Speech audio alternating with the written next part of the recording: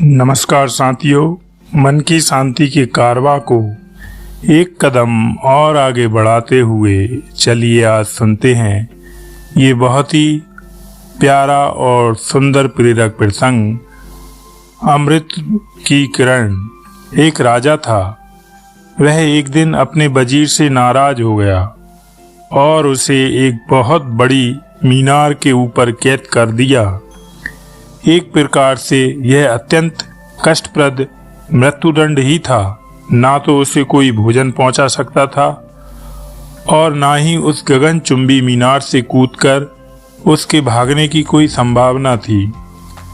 जिस समय उसे पकड़कर मीनार पर ले जाया जा रहा था, लोगों ने देखा कि वह जरा भी चिंतित और दुखी नहीं है, उल्टे सदा की भांति आनंदित और प्रसन्न है।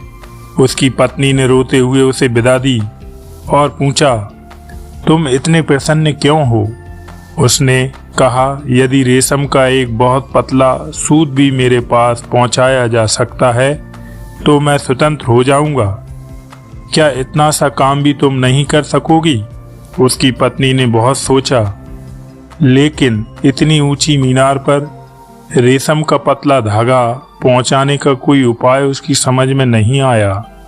तब उसने एक साधु से पूछा। साधु ने कहा, भृंग नाम के कीड़े को पकड़ो, उसके पैर में रेशम के धागे को बांध दो और उसकी मूंछों के बालों पर शहद की एक बूंद रखकर उसका मुंह चोटी की ओर करके मीनार पर छोड़ दो। उसी रात को ऐसा किया गया। वह कीड़ा सामने मधु की गंध पाकर उसे पाने के लोभ में धीरे धीरे ऊपर चढ़ने लगा और आखिर उसने अपनी यात्रा पूरी कर ली। रेशम के धागे का एक छोर कैदी के हाथ में पहुंच गया। रेशम का यह पतला धागा उसकी मुक्ति और जीवन बन गया। उससे फिर सूत का धागा बांधकर ऊपर पहुंचाया गया। फिर सूत के धागे से डोरी और डोरी से मोटा रस्सा। उस रस्से के सहारे वह कैद से बाहर हो गया। सूर्य तक पहुंचने के लिए प्रकाश की एक किरण बहुत है।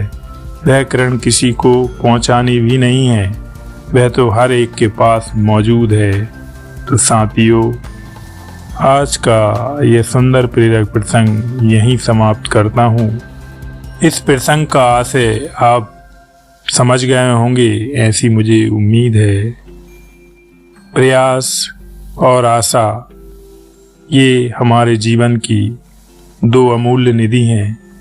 जब भी हम हताश हों, परेशान हों, तब इन्हीं रेशम के धागों को हमें पकड़ना है। प्रयास और उम्मीद, आशा, इसी का नाम जीवन है। तो साथियों, मन की शांति का कारवां आज यहीं समाप्त करता हूँ। कल फिर मिलेंगे एक नए प्रेरक मोती के साथ।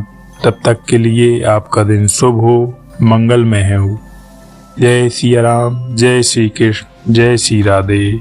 और साथियों, एक निवेदन है, यदि चैनल को सब्सक्राइब नहीं किया है तो प्लीज़ चैनल को सब्सक्राइब जरूर कर लें। और ये प्रेरक प्रसंग आपको कैसा लगा प्लीज़ कमेंट कर जरूर बताएं।